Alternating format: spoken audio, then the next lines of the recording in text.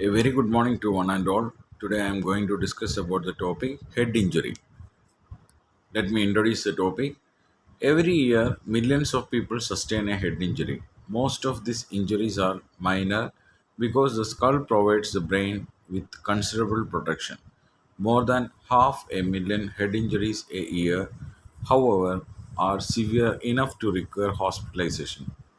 Brain injury is a common cause of morbidity and mortality in all age groups and represents a major public health problem with high annual cost.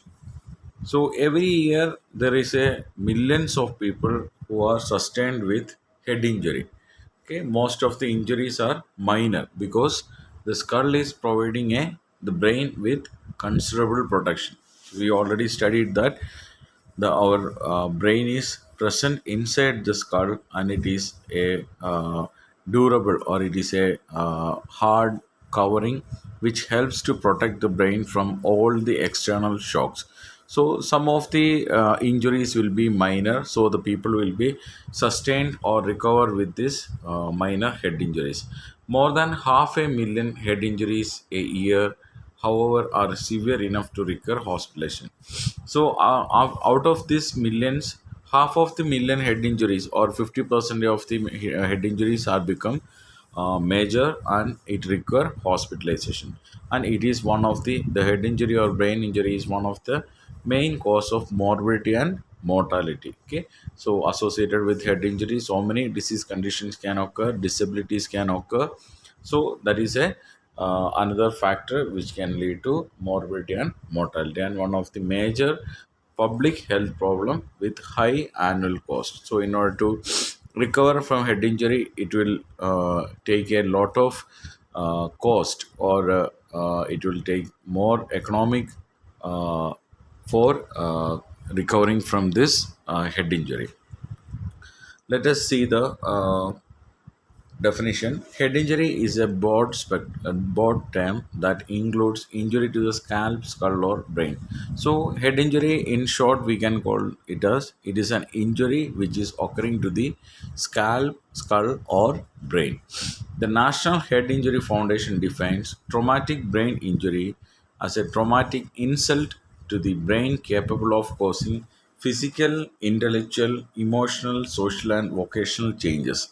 So, according to National Head Injury Foundation, it defines traumatic brain injury as a insult to the brain or a trauma to the or injury to the brain which is capable of causing or which leads to physical, intellectual, emotional, social, and vocational changes. So, if an injury which can lead to changes in a person's physical, intellectual, emotional, social, and vocational capability, that we can call it as a traumatic brain injury.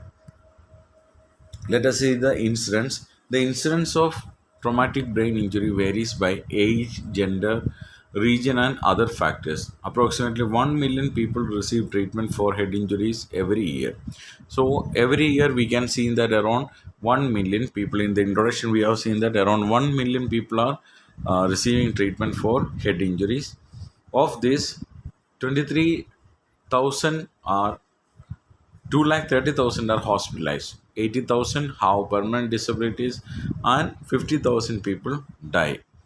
So, out of this, the 2,30,000 people are hospitalized, then around 80,000 people are have permanent disabilities, and 50,000 people die. The annual incidence of mild traumatic brain injury is difficult to determine but may be 100 to 600 people per 1 lakh population. So, annually there is an incidence of 600 to 100 to 600 people in out of 1 lakh population. In India, it is the seventh leading cause of mortality, contributing to 11% of total deaths. So, out of 11% of total death, it will be the seventh leading cause of death in India. 78% of cases are due to road traffic injuries.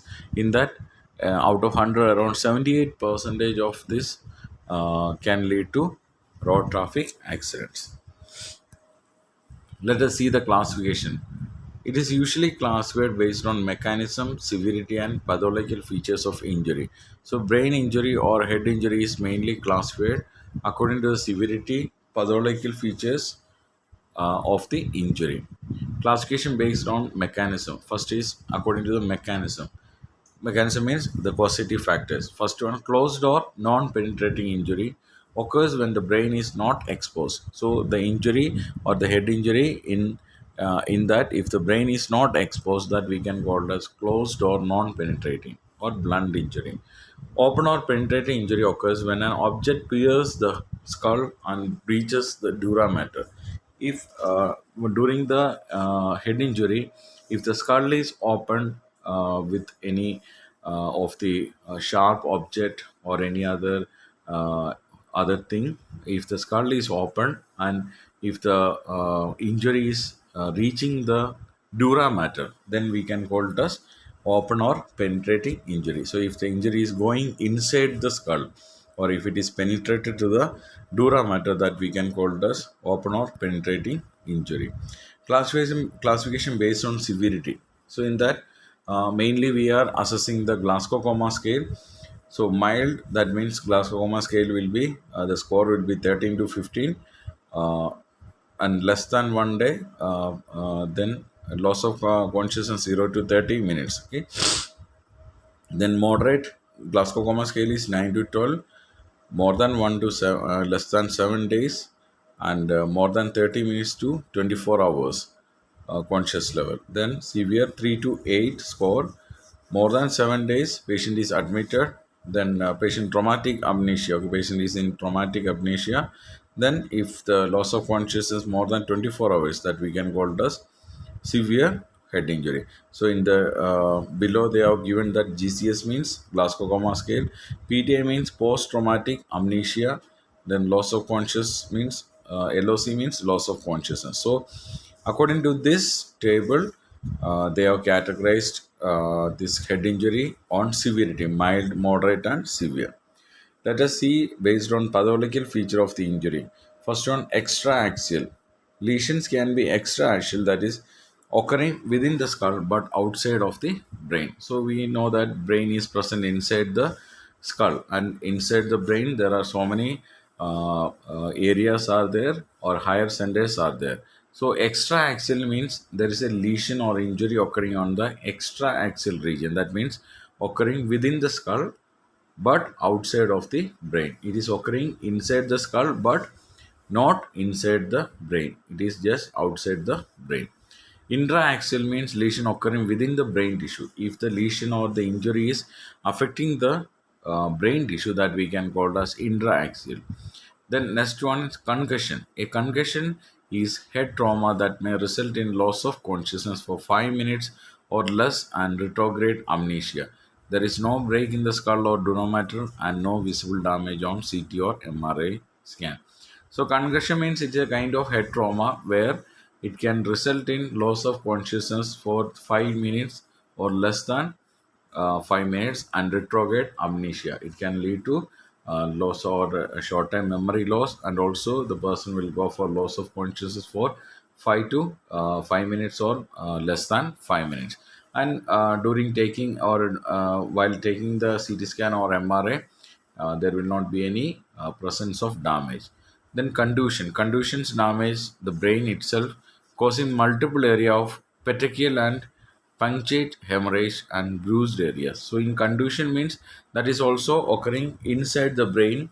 There will be some damage occurring inside the brain, which will cause multiple areas of petechial and punctate hemorrhage. There are several small bleedings will be starting inside the brain and bruised area. The next one, diffuse axonal injury. This is the most severe form of head injury. It begins with immediate loss of consciousness, prolonged coma, abnormal flexion or extension posturing, increased ICP, hypertension, and fever. So, diffuse axonal injury is one of the main or most severe form of head injury according to the pathological feature. So it begins with immediate loss of consciousness when you are hit with, especially this is affecting on the midbrain or pons area. So especially when you are falling behind, okay, or when you are head, backside of the head is hitting somewhere, this kind of diffuse axonal injury can occur. There is a breakage will be, or a temporary or permanent breakage will be occurring on the spinal cord on the midbrain. Okay, so that time this diffuse axonal injury is occurring. It begins with immediate loss of consciousness. Person will be having immediate loss of consciousness, then prolonged coma. The coma will be remain for a long time. Then abnormal flexion or extension in the posture. Then increase ICP. Okay, there is a chance of increasing ICP, intracranial pressure, hypertension, and fever. Okay, so these are the characteristics of diffuse axonal injury. Then let us see the causes and risk factors. First of all, we'll discuss about the risk factors. Males aged 15 to 24 years are three times more likely to a traumatic head injury than a female. So mainly in the adolescence age group of especially in males than females, they're having three times more likely to get a traumatic head injury. Peak occurrence is during evenings, nights, and weekends. Motor vehicle accidents are the foremost cause of head injuries. Other causes are assault, falls, sport injury, domestic violence, abuse, industrial accidents, firearms, and blast injuries from explosions.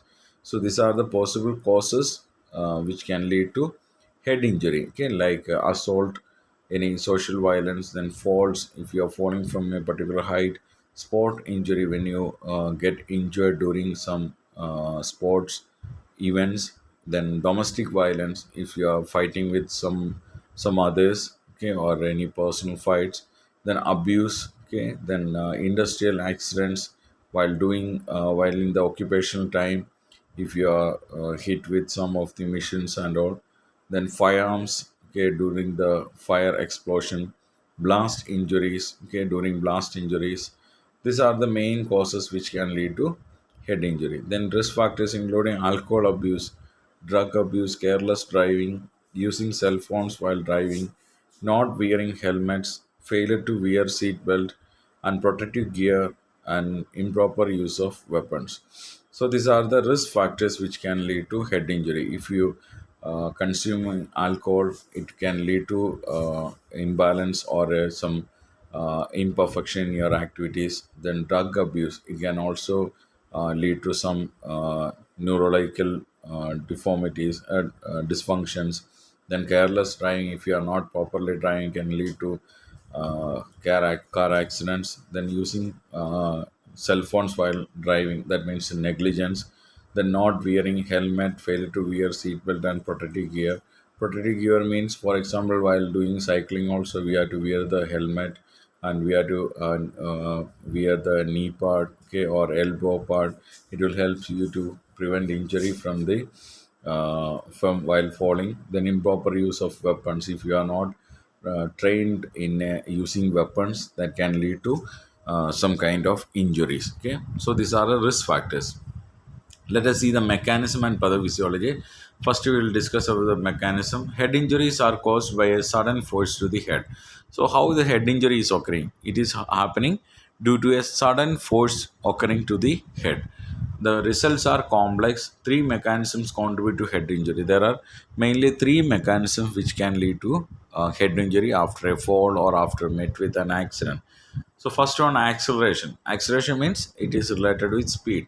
An acceleration injury occurs when the immobile head is struck by a moving object. Okay, when you are struck with or when you are hit with a moving object. For example, when you are standing near to the road or in the side of the road, if a moving vehicle is coming and hit on you, so that time your head is in a stack or in a stable position and the moving object is coming and hitting, that we can call it as acceleration mechanism.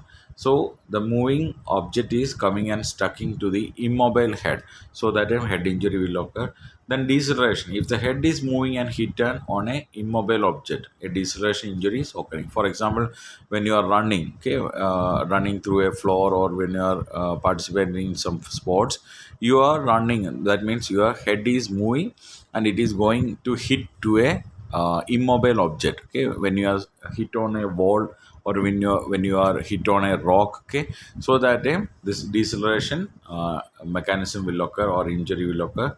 Then deformation. It refers to injuries in which the force result in deformation and disruption of the integrity of the impacted body part. So we already studied that our skull is a it's a hardest portion which provides the protection towards your head. Okay, so when you are due to the injury, when the force result some deformation, some changes is occurring on your head, that can lead to some injury or some changes integrity in the impacted body part, means there is some fracture will be occurring on the uh, skull. Okay, that we can call as deformation. There is some changes, some structural changes is occurring on the skull, that we can call as deformation. Then last one is acceleration deceleration injury. A moving object hits the immobile head, and then the head hit an immobile object.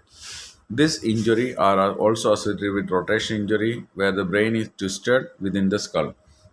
So acceleration deceleration injury means when a moving object hits the immobile head. Okay, so when your head is hit by a moving object, for example, during the time of road traffic accident, your head will be hitting on a immobile object. Okay, so that particular thing is acceleration deceleration injury, and is associated with rotation injury. Okay, when your head is twisted or your neck is twisted, or it is extended, that time also this acceleration deceleration injury can occur. Then let us see the pathophysiology. Brain suffers traumatic injury that can lead to brain swelling or bleeding. So, due to the trauma or injury, there will be brain swelling or bleeding will occur. That increasing the intracranial volume. Okay, already in your brain, cerebrospinal fluid is present. So, along with the cerebrospinal fluid, if the bleeding is occurring, that time the volume will be increasing. That can lead to pressure on blood vessels within the brain, causes blood flow to the brain to slow down. Okay, so when the intracranial pressure is increasing or the volume is increasing, it will put pressure towards the blood vessels which is supplying to the brain, so that the blood circulation will get interrupt. Okay, there is some obstruction or some slowness will be occurring in the blood circulation, that can lead to cerebral hypoxia and ischemia. So, if the proper circulation is not towards the brain tissue, then that we can call it as a condition that is called cerebral hypoxia, lack of oxygen in the brain, and ischemia will occur. Okay, there is some tissue damage will be occurring on the brain. Then the intracranial pressure continues to rise, brain may herniate, and cerebral blood flow ceases. So, if the intracranial pressure, if we are not treating that intracranial pressure, then it will be leading to it will continue to rise. Okay, because of the bleeding or because of the swelling, it will continue to rise and can lead to herniated formation in the brain. Okay, or the brain tissue will get herniation. Okay, so that will also slow down or it will stop the cerebral blood flow, so that can affect the brain. There will be some dysfunction will be occurring on the brain, and the neurological deformation or dysfunction will be occurring. So this is the pathophysiology of head injury. Let us see the signs and symptoms. The symptoms, apart from those of the local injury, depend on the severity and distribution of the brain injury. Okay, local injury means if normally we people are hitting with the head, so that time sometimes we will get some fainting, some pain will be there, some kind of disturbances will be there. Other than this one, the main symptoms is occurring due to severity, how much severe the brain injury, and the distribution, the extension of the injury. So, following concussion, observers reported loss of consciousness for 5 minutes or less and retrograde amnesia, uh, or both. Okay, so in concussion, what is happening? The person will go suddenly go for a loss of consciousness at least for 5 minutes or less than 5 minutes. Then signs of post concussion syndrome, including headache, dizziness, anxiety, irritability, and lethargy. Then contusions are often associated with other serious injuries, including cervical fractures, the common complication of contusions of the brain, leading to increased ICP, including hypoxia and further brain damage in cerebral edema. So, in contusions, the intracranial pressure will increase, then hypoxia will be occurring, and cerebral edema. Then persistent localized pain usually suggests a fracture is present. If a fracture is there, then the patient will suffering from persistent localized pain. Okay, the most common, accounting for 80% of skull fracture, are linear fractures. Fractures of the base of the skull frequently produce hemorrhage from the nose, pharynx, or ear. Blood may appear under the conjunctiva. If a patient is having bleeding over the nose, from the nose, pharynx, or ears, and even if there will be some eye bleeding, that denotes the person is having base skull fracture. Then an area of ecchymosis. Ecchymosis means bruising. Okay, may seen over the mastoid or battle sign. So when you are observing the battle signs picture, I will show you. Observing behind the ear in the mastoid process, you can see a bruising or ecchymosis. Okay, that is a color change you can see. Then basilar skull fractures are suspected when CSF escape from the ears, like is CSF arteria and no CSF rhinorrhea. So if the person is having ear discharge, okay, CSF leakage from the ear or nose, that means the person is suffering from basal skull fracture. A halo sign means a blood stain surrounded by a yellowish stain, may be seen on bed linens or the head dressing and is highly suggestive of a CSF leak. So, if the person is having a halo sign, means a blood stain surrounded by yellow stain, that means there is a leakage of CSF from the brain. That is a, serious condition and highly suggestive of a serious and CSF leak. Blood CSF suggests a brain laceration or contusion. So, if CSF is leaking out from the brain or through the injury, that means there is a brain laceration or contusion. So this is a battle sign behind the ear, the mastoid process. You can see in a color changes and CSF photoria. So there is some yellowish color fluid is coming out from the ear or nose. That means CSF photoria or CSF rhinorrhea. Then halo sign means the middle part, the blood stain will be there and surrounding with a yellow stain. If the dressing is covered or if you are seeing a mark on the linen where you are lying down, so if the mark is there like a blood stain surrounded by yellow stain, that means blood CSF is leaking out from the brain. That means there is a laceration or contusion occurring on the brain tissue. Then brain injury may have various signs including altered loss of consciousness. Loss of consciousness will be the confusion, pupillary abnormalities, the pupil reflex, there will be some changes, altered or absent gag reflex, okay, then absent corneal reflex, sudden onset of neurological deficits, changes in vital signs like altered respiratory pattern, hypertension, bradycardia, changes in the heart rate, hypothermia or hypothermia, increasing body temperature or decreasing body temperature, vision and hearing impairment, and sensory dysfunction. So it is overall there is some neurological deficits will be occurring. So that can make some changes in the vital signs related to the vision and hearing. Then some sensory impairment or dysfunction will be occurring. Some changes will be occurring on the reflex.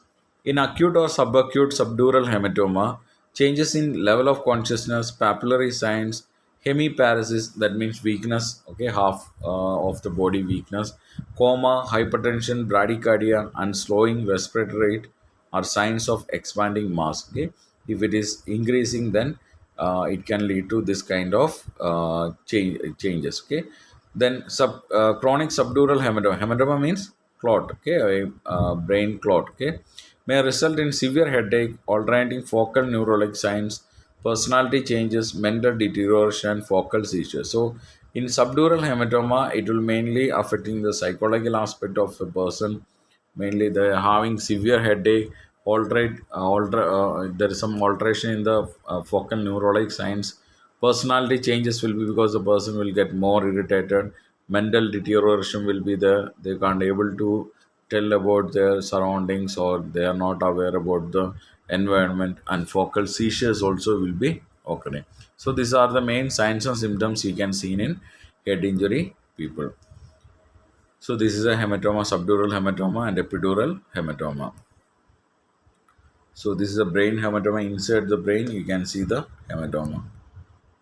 Then next is a diagnostic evaluation. In that, mainly history collection, physical examination will be there. But more than that, the important things are we have to take a skull X-ray, Then CT or MRI scan immediately. It will helps to reveal fracture and area of bleeding or brain involvement. So that is very important in brain injury. If you suspected a patient with brain injury, immediately we should not lose the time, or we should not waste the time. We have to send them for taking a skull X-ray, CT scan, and MRI, so that we can identify whether there is any bleeding, active bleeding is there, or whether any involvement of the brain.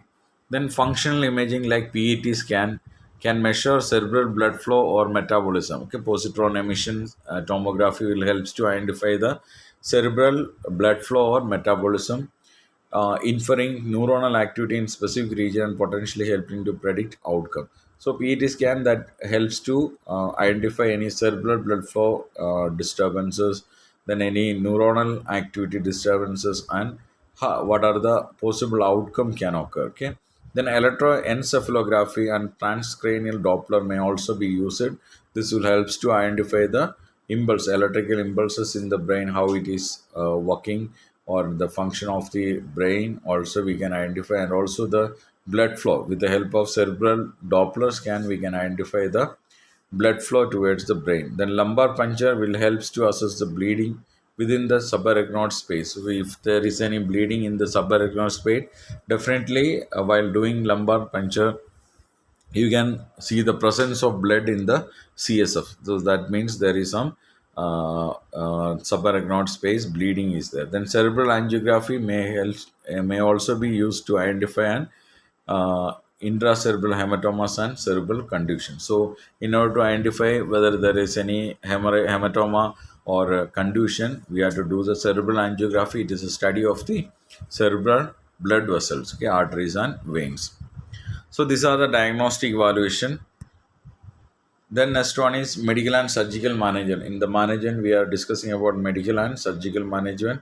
All therapy is directed toward preserving brain hemostasis and preventing secondary brain.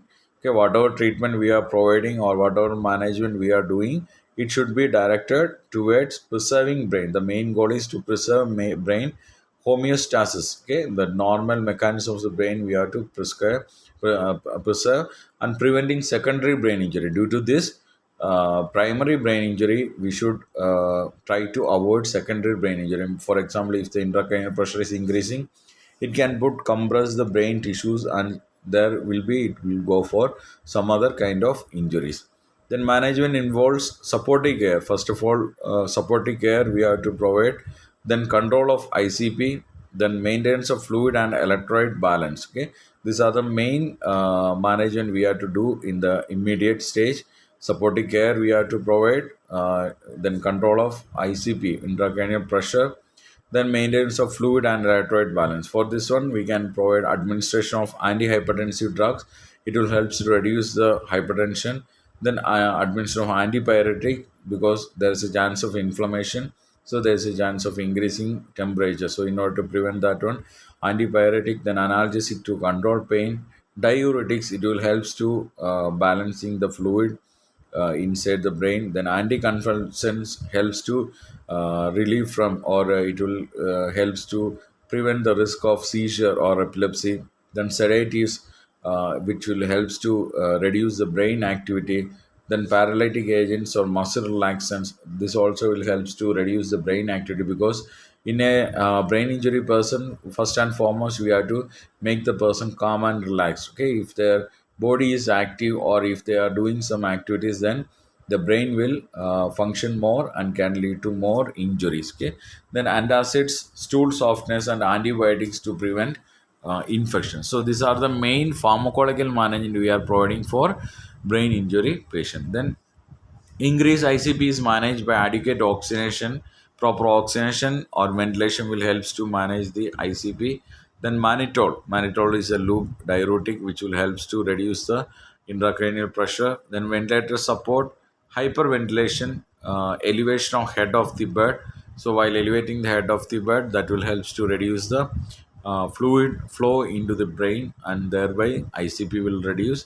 Maintenance of fluid and electrolyte balance, nutrition support, pain and anxiety management, or neurosurgery. Okay, so these are the main management for to control or to reduce the intracranial pressure. Then next we will see the surgical management.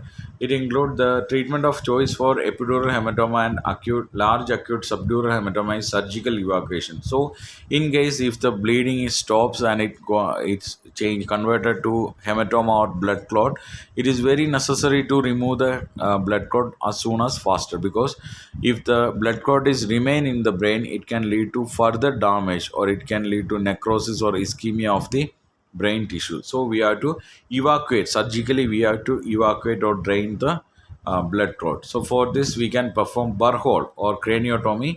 So it's a surgical procedure that involves an incision through the cranium to remove accumulated blood or tumor. So that is called craniotomy. So we are making an incision through the cranium. We are just making a hole through the cranium that we can call it as burhole. It will helps to remove the accumulated blood or tumor. Okay. Then complication of this procedure include increased ICP from cerebral edema, hemorrhage, or obstruction of the normal flow of CSF. So these are the possible complication of craniotomy. And craniotomy, through craniotomy we can evacuate or drain out the accumulated blood or tumor inside the brain. So these are the surgical management. So let us see the complication. What are the possible complication of head injury? Cerebral edema will be there, infection like meningitis, brain abscess, acute hydrocephalus, enlargement of the brain, then diabetes insipidus because of the metabolic changes, syndrome of inappropriate secretion of antidiuretic hormone, dysarrhythmias, there is some irregularities will be occurring on the heart rhythm, neurogenic pulmonary edema, then arteriovenous aneurysm, altered behavior, the psychological status will change. Then post-trauma response. Okay, once they recover, they will be having a shock. Post-traumatic stress disorder will be there. So these are the possible complications of head injury. Okay, so this is all about today's topic. Remaining nursing management, I'll take on the next video. So today we are discuss about what you mean by head injury, what are the main causes and risk factors, what are the classification of head injury. Then we have seen what is the mechanism and pathophysiology of head injury. Then we have seen what are the signs and symptoms of each classifications. Then how we can diagnose a head injury or what are the diagnostic measures. Then we have seen management. In the management, mainly pharmacology management, and also we have seen the medical and the surgical management.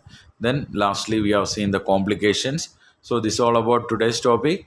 Remaining topic will be the remaining part will be on next video. So I hope all of you clear about today's class. uh, have a nice day. Thank you.